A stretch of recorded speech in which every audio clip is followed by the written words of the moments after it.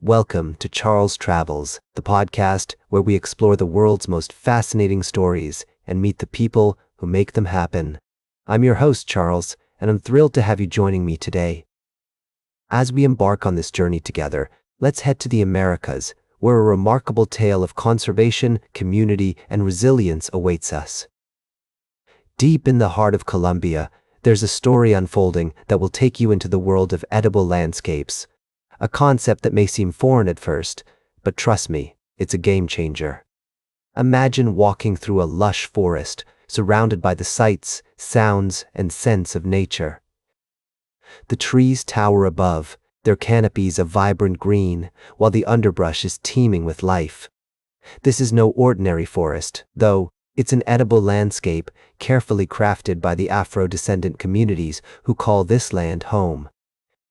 For generations, these communities have tended to their ancestral farms, blending traditional African farming practices with local knowledge to create a unique system that not only preserves biodiversity, but also provides for their families.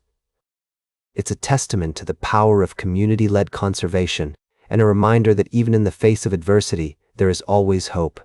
We meet Dilma Briche-Gonzalez, an ecology technician who's dedicated her life to preserving the legacy of her ancestors.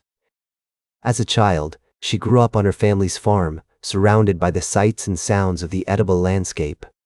Her grandmother, a wise and resourceful woman, taught her the ways of the forest, from the medicinal properties of certain plants to the art of cultivating cacao and coffee. But as we delve deeper into this story, we realize that it's not just about the land or the people, it's about the history that has shaped their lives. The legacy of slavery, the expansion of sugar plantations, and the forced land reforms have all taken a toll on these communities. Yet, despite the challenges, they've managed to hold on to their traditions and their connection to the natural world. As we explore this remarkable story, we'll take you on a journey through the forests, farms, and communities that are working tirelessly to preserve their way of life. We'll meet the researchers, activists, and community leaders who are fighting to recognize the value of these edible landscapes and the importance of preserving biodiversity. So join me as we venture into the heart of Colombia, where the sounds of nature, the scent of tropical fruits, and the warmth of the community will transport you to a world that's both familiar and unknown. It's a story that will inspire, educate, and perhaps even challenge your perceptions about conservation, community, and the human relationship with the natural world. We'll be right back with more fascinating travel adventures on Charles Travels. Welcome back to Charles Travels. As we continue our journey across America, we often find ourselves in unexpected places, meeting extraordinary people, and uncovering stories that touch our hearts and minds. But sometimes, we're reminded of the complexities and challenges that face our nation, and today's story is a sobering example of that. We're heading to California, where a disturbing incident has shaken a local community. A man has been accused of firing gunshots at a news station, leaving many to wonder what could have driven someone to such an act. As prosecutors delve deeper into the case, they've uncovered some unsettling details.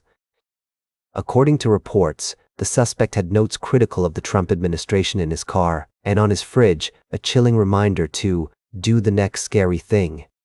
These findings have raised more questions than answers, leaving authorities and the public alike to grapple with the motivations behind this senseless act. As we reflect on this story, we're reminded of the fragility of our society and the importance of addressing the underlying issues that can lead individuals down a path of violence.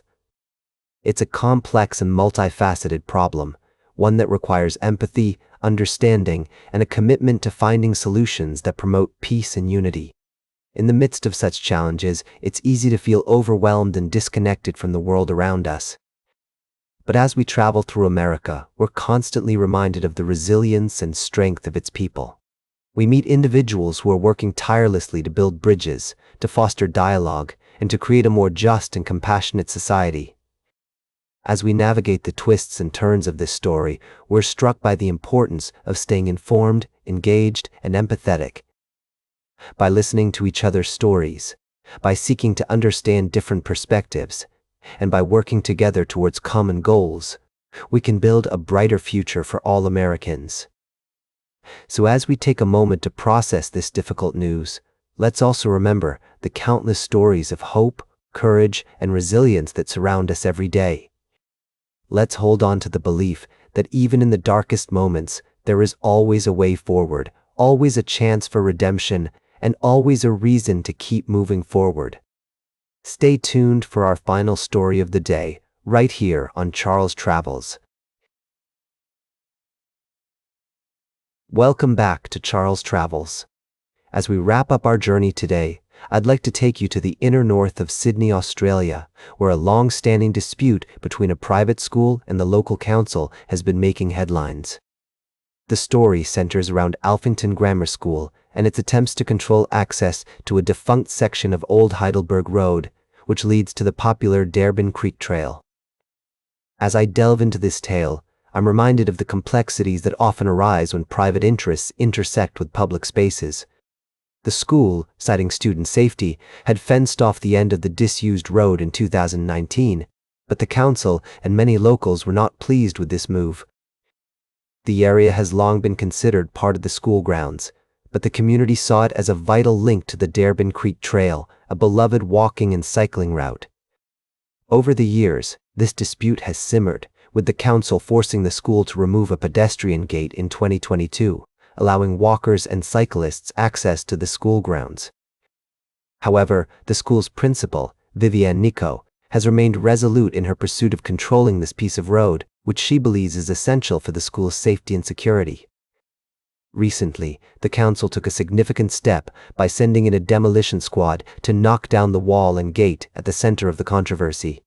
While the council sees this as a victory, marking the end of a long-running dispute, Principal Nico has told families that the fight is far from over. The school is exploring other options to secure its right to control this defunct piece of road. As I reflect on this story, I'm struck by the nuances of community dynamics and the delicate balance between private interests and public needs. It's a reminder that even in the most seemingly mundane disputes, there are often deeper issues at play. The council's efforts to create a safe path to the trail and provide access for cyclists, walkers, and joggers are commendable, but it's clear that this saga is far from over. As we conclude our journey today, I'm left pondering the intricacies of human relationships and the spaces we inhabit. Whether it's a small town in rural America or a bustling suburb in Sydney, stories like these remind us that the ordinary can be extraordinary, and that even in the most familiar places, there are often untold tales waiting to be uncovered. That's all for today's Charles Travels. Remember to like, share, and subscribe, and until next time, keep on traveling.